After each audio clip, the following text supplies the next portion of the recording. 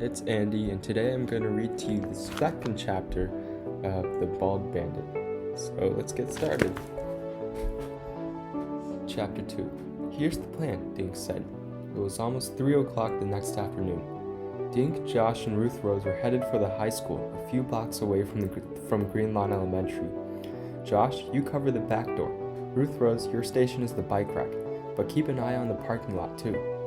How can I watch the bike rack and the parking lot? Asked Ruth Rose.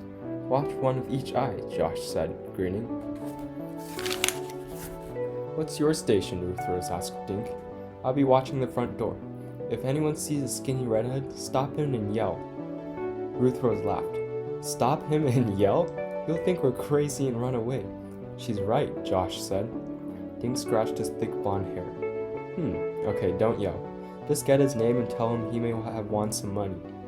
They cut through the park next to the high school. What money? Josh asked. Well, if Detective Reddy is going to pay us $100 each to find the video, I figure we can give the kid half the money, but only if he gives us the video. At the high school, they split up. Josh ran around to the back of the school. Ruth Rose sat on the lawn next to the bike rack. Dink sat on a bench where he had a good view of the front door. Suddenly, he heard a loud bell. 10 seconds later, the front door burst open. A million high school kids shoved through the store and scrambled down the front steps. Dink stood on the bench so he wouldn't get trampled. He was looking for red hair, but it wasn't easy to spot. Some of the kids had hats on. Some wore jackets or sweatshirts with the hoods pulled up. Sometimes Dink couldn't tell if a kid was a boy or a girl. Finally, he spotted a tall guy with red hair. Dink jumped off the bench and ran after him. Excuse me, Dink said, trying to catch his breath. Who are you? The redhead asked. Dink Duncan. Dink tried to remember his name. You may have won some money.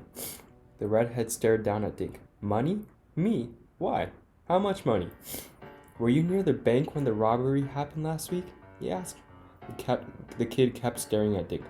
Robbery? What robbery? You didn't hear about it? It was on the news, on TV. Some guy robbed Green Lawn Savings Bank. So what's it to you? A kid with red hair got the robber on tape, Dink said.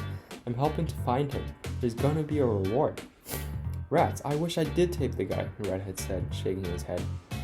I could use a reward, but I wasn't anywhere near the bank last week. He waved and headed for the park. Good luck. Dink looked around for another redhead, but everyone had disappeared. He walked toward the bike rack. Ruth Rose was sitting on the lawn weaving grass blades together.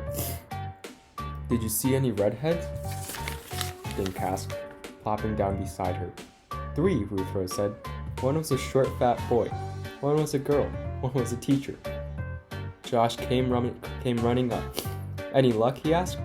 Nope, Dink said. How'd you do? I talked to 2 guys with red hair. One of them told me to take a hike. The other one was an exchange student from Ireland. He told me he doesn't even know where the bank is. Great, Dink said. We all struck out. Now what do we do? Josh tossed a pine cone at a tree. Beats me. We should search the whole neighborhood, Ruth Rose said. How? Dink asked. Ruth Rose stood up and dusted off her shorts. Easy, we just go door to door and ask.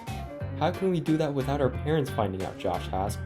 Mine won't let me get involved with some bank robbery, that's for sure. Mine either, Dink said.